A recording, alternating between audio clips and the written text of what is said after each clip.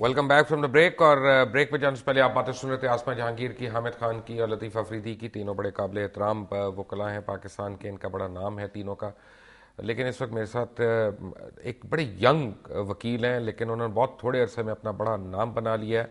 और ख़ास तौर पे एक्सप्रेस टेलीविज़न जो पाकिस्तान का एक शुरा आफाक चैनल है, उस पर इनका बड़ा मशहूर प्रोग्राम है इंसाफ दो, उसके होस्ट भी हैं बैरिस्टर एहतशाम अमीरुद्दीन खान। आपका बहुत बहुत शुक्रिया प्रोग्राम पे आप आए हैं। I am grateful. आपके आने से पहले जो यहाँ पे गुफ्तगू हो रही थी वो तो जस्टिस रमदे साहब की और दूसरे जजेस की एक्सटेंशन और अपॉइंटमेंट्स के ऊपर हो रही थी। मुख्तलिफ लोग उस पर आरा दे रहे थे। यहाँ पे सवाल ये पैदा होता है, एक बड़ा हाई प्रोफाइल केस है चौधरी मोनस सलाई केस। इसमें मुझे काफ़ी जजेस तो नहीं, वकील मुझे ये कह रहे हैं कि जी इसको बड़ा मिस हैंडल किया गया है, ये विक्टिमाइजेशन का बड़ा आइडियल एक एग्जाम्पल है। मुझे तो कानून का पता नहीं है। What can you tell me about it? Victimisation की ये आइडियल एग्जाम्पल है या नहीं, इस हवाले से मैं कुछ तो नहीं कह सकता directly, because I am not a part of the investigation और एनीथिंग। मैं सिर्फ एक इंडिपेंडेंट लीगल एक्सपर्ट की हैसियत से अपना ओपिनियन दे सकता हूँ। मैंने एक प्रोग्राम किया था थोड़े दिन पहले NICL स्कैंडल के ऊपर, और उसमें हमने इस हवाले से भी बात की थी चौधरी मोनस सलाई के केस के हवाले से। और उसमें मैंने बड़ा कैटेगोरिकली जब सारे का सारा रिकॉर्ड ऑब्जर्व किया था तो कुछ इरेगुलरिटीज़ ज़रूर हैं प्रोसेस में। काफ लीग के जो नुमाइंदे हैं उनका ये ख्याल है कि FIA के जो जफ़र कुरैशी साहब हैं वो उनसे पर्सनल हुए हैं, उनका पर्सनल ग्रज है, इस वजह से वो जानबूझकर ऐसी हरकतें कर रहे हैं। अब मुझे नहीं पता वो पर्सनल है या नहीं है, लेकिन as a legal expert I can confidently से कि इरेगुलरिटीज जरूर हैं उस प्रोसेस के अंदर। ये बताएं कि वो कहते हैं, और जो मेरे पास मैंने है कि मोनस सलाई को बतौर गवाह तलब किया गया था, जिसका जवाब फौरी तौर पे मोनस के वकील ने पेश होकर 2 बजे दोपहर लिख कर दिया था कि मोनस पहले ही मुल्क से बाहर हैं और अगले हफ्ते मुल्क में वापस आ जाएंगे। और 3 घंटे के अंदर ही मोनस सलाई के खिलाफ वारंट गिरफ्तारी जारी कर दिए गए। क्या गवाह, क्योंकि मोनस को बतौर गवाह बुलाया गया था, क्या गवाह के वारंट गिरफ्तारी हो सकते हैं? देखिए, किसी भी इन्वेस्टिगेटिंग एजेंसी का ये राइट है कि अगर वो किसी भी शख्स को बुलवाना चाहती है, उसे तफ्तीश करना चाहती है, तो उसे समन कर सकती है। अगर उसके समन करने पे वो आदमी नहीं आता है तो फिर नॉन बेलेबल अरेस्ट वारंट्स उनके 3 घंटे में हो जाते हैं, किए जा सकते हैं। लेकिन यही तो मैं आपसे कह रहा हूं कि इतनी जल्दी जो हो रहे हैं उससे नजर आता है कि किसी किस्म की कोई प्रॉब्लम है। एक चीज बड़ी इसमें क्लियर होनी चाहिए सबके लिए, क्योंकि अक्सर लोगों को इसके असल हकाइक पता नहीं है। वो ये है कि मोनस सलाई के खिलाफ डायरेक्टली कोई क्रिमिनल केस पेंडिंग नहीं है। मोनस सलाई के खिलाफ FIR कोई डायरेक्टली बराह रास्त दर्ज नहीं की गई। NICL केस में नहीं है। NICL में जो FIR है वो बेसिकली मोहसिन हबीब वड़ाइच के खिलाफ है। उसकी तफ्तीश के दौरान इंकशाफ हुआ कि 32 करोड़ रुपया एक अकाउंट से दूसरे में ट्रांसफर हुआ, और उस हवाले से मोहम्मद मालिक का नाम सामने आया। मोहम्मद मालिक मोनस सलाई साहब के एम्प्लॉई हैं। कहा जाता है कि एक कंपनी अल तहूर प्राइवेट लिमिटेड, उसमें उनके मैनेजर है। FIA ने उनको अरेस्ट किया, उनसे तफ्तीश की। कहा जाता है कि उन्होंने दौरान तफ्तीश ये इंकशाफ किया कि यह पैसा मोनस सलाई को गया है। अब जहां तक मोहम्मद मालिक का ताल्लुक है, वो ये कहते हैं कि मुझसे बयान टॉर्चर करा के लिया गया, मुझे हरासा किया गया, लिहाजा मैं अदालत के सामने अपना असल बयान देना चाहता हूं। और यहीं पे प्रॉब्लम स्टार्ट होता है मेरे जाती ख्याल में। अदालत ने उनका बयान लेने से इनकार कर दिया, और उसमें जो अदालत ये कर सकती है? अदालत नहीं कर सकती। 164 की स्टेटमेंट जो है वो अदालत रिकॉर्ड करने की पाबंद होती है। अदालत 164 CRPC जो सेक्शन है उसके तहत किसी किस्म की भी स्टेटमेंट या कन्फेशन रिकॉर्ड कर सकती है।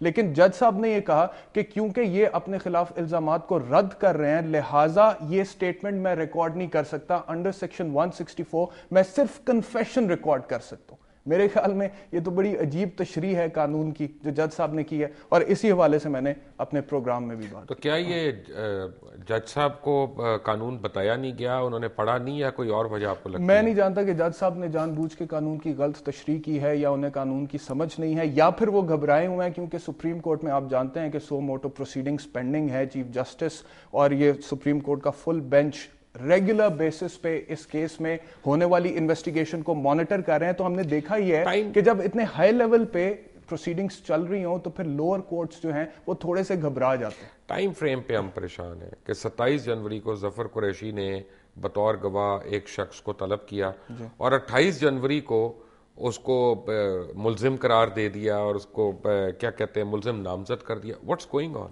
دیکھیں 26 کو انہوں نے مونس الہی کو سمن کیا, 27 کو مونس الہی کے وکلاء نے کہا جی کہ وہ یہاں پر نہیں ہے پچھلے ایک ہفتے سے, ایک ہفتے بعد واپس آئیں گے. 28 کو ایف آئی اے چلی گئی عدالت میں ان کے نان بیلیبل اریسٹ وارنٹس کے لیے, اور عدالت نے نہ صرف وارنٹس ایشو کیے بلکہ عدالت نے کہا کہ اگلی تاریخ پر جو انہیں اشتہاری ڈکلیئر کرنے کا پروسیس ہے وہ بھی فالو کیا جائے.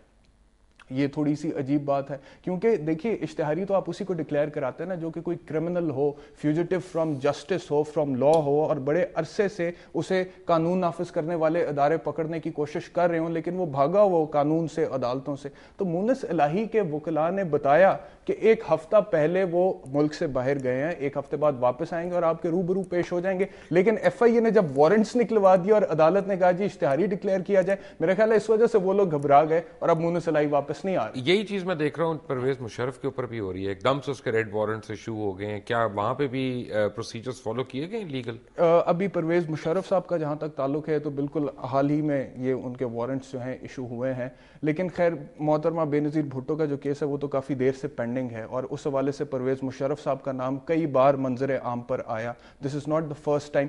وارنٹس پہلی دفعہ اب ایشو ہو رہے ہیں, تو میرے خیال میں دونوں کیسز کا کوئی تقابل نہیں کیا جا. اچھا, مجھے یہ پتا چلا ہے کہ حبیب اللہ وڑائچ اور ان کے بیٹے جو محسن وڑائچ ہیں جی, انہوں نے اپنی طرف جو واجب الادا رقم تھی وہ کل رقم یعنی 100% رقم ادا کر دی ہوئی ہے. اس صورت میں مزید کاروائی ہوئے گی؟ دیکھیے جو ایف آئی آر درج کی گئی ہے محمد مالک کے خلاف وہ ہے انڈر سیکشن 420, 468, 471 جو کہ فراڈ اور فارجری ہے. کہا جاتا ہے کہ اس نے کسی اور کے نام سے بینک اکاؤنٹ کھلوایا اور اس میں پیسے ٹرانسفر کیے اور وہاں سے پھر وہ وڈرا کر لیے.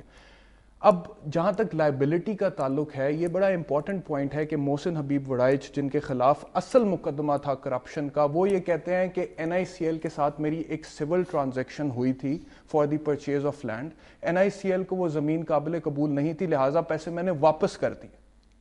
پیسے وہ واپس چلے گئے.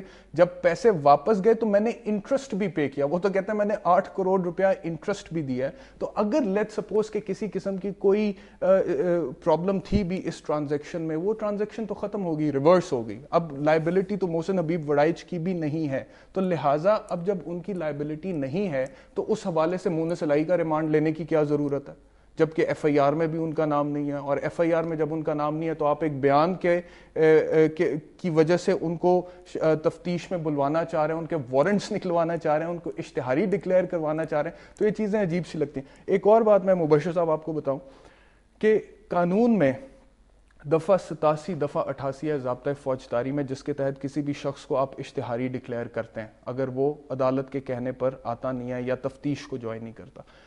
اس کے اوپر لا بڑا کلیئر ہے. لا یہ ہے کہ اگر کوئی شخص پہلے سے آؤٹ آف کنٹری ہے تو آپ اسے اشتہاری نہیں ڈکلیئر کر سکتے جب تک کہ آپ نے سیکشن 93 کی ریکوائرمنٹس فالو نہیں کی ہیں. اور اس کیس میں مونس الہی کے کیس میں یہ ریکوائرمنٹس ابھی تک فالو نہیں ہوئی ہیں, اس کے باوجود اشتہاری ڈکلیئر کرنے کے پروسیس کو فالو کیا جا رہا ہے. اور ایک انٹرسٹنگ چیز یہ ہے کہ ابھی تو پروسیس فالو ہو رہا ہے, جب تک یہ پروسیس مکمل نہیں ہوتا تب تک آپ انہیں اشتہاری نہیں کہہ سکتے, لیکن ان کو کہا جا رہا ہے. ایف آئی اے نے باہر آ کے میڈیا کو کہہ دیا جی کہ مونس الہی کو ہم نے اشتہاری ڈکلیئر کر دیا, اور ویسے ہی میڈیا نے رپورٹ کرنا شروع کر دیا کہ وہ اشتہاری ہیں. تو اس کا مطلب ظفر قریشی نے وہ غلط کیا سارا. اب مجھے نہیں پتا یہ ظفر قریشی کی ذاتی طور پہ کسی قسم کی بدنیتی ہے یا ایف آئی اے کا اوور آل یہ کسی قسم کا سٹانس ہے, یہ وہی بہتر بتا سکتے ہیں. Right, barrister Ehtesham, thank you very much for being with us. اور بس میں نے تو بات یہ کرنی, لگتا یہ ہے کہ ٹارگٹ کلنگ کراچی میں ہو رہی ہے, اثرات جو ہیں وہ پورے ملک میں پھیلتے جا رہے ہیں اس کے, اور یہ کئی قسم سے ہو سکتی ہے, کئی نوعیتوں سے ہو سکتی ہے. یہ بھی صحیح ہے نا کہ اگر پولیس کسٹڈی میں بیان کو لیا جائے تو میں تو یہ بھی بیان لے سکتا ہوں کہ ظفر قریشی منشیات کا دھندا کرتے ہیں یا اسمگلنگ کرتے ہیں یا کچھ بھی, تو عدالت ہی ڈٹرمن کرے گی نا کہ یہ کوئرس کر کے بیان دیا گیا ہے کہ یہ ان کا اپنا حلفی بیان. جی ایکچولی پولیس کے سامنے آپ جب بھی کوئی بیان دیتے ہیں اس کی کسی قسم کی کوئی ایویڈینشیل ویلیو نہیں ہوتی. تو ان دس کیس کیوں لے رہے ہیں وہ؟ اس کیس میں دیکھیے ایک پولیس نے اپنی انویسٹیگیشن تو کرنی ہوتی ہے, اور اس انویسٹیگیشن کو کمپلیٹ کرنے کے حوالے سے انہوں نے مختلف لوگوں کے, وٹنسز کے, مدعی کے, ملزمان کے بیان بھی لینے ہوتے ہیں. وہ ہوتے ہیں انڈر سیکشن 161 CRPC. بیان پولیس لے سکتی ہے, لینے کا حق رکھتی ہے, لیکن اس بیان کی بنیاد پہ آپ کسی کو سزا نہیں سنا سکتے جب تک کہ وہ بیان عدالت میں دیے گئے بیان کے ساتھ ٹیلی. بیسکلی جو ویلیو ہے وہ عدالت میں دیے گئے بیان کیا, اس کی بنیاد پر ایکویٹل بھی ہو سکتی ہے, اس کی بنیاد پر کنوکشن بھی ہو سکتی ہے. پولیس کے سامنے دیے گئے بیان کی کسی قسم کی کوئی ایویڈینشیل ویلیو نہیں ہوتی. رائٹ, تھینک یو ویری مچ. ایک دفعہ بہت پہلے میں نے ایک فلم دیکھی تھی, اس میں انہوں نے کہا تھا کہ یہ ایسی جگہ ہے یہاں پہ law and justice are distant cousins and guess they are not even on talking terms. تو لگتا ہی ہے کہ وہ ڈائلاگ ہمارے لیے کسی نے لکھا تھا. But until the next time, اللہ حافظ.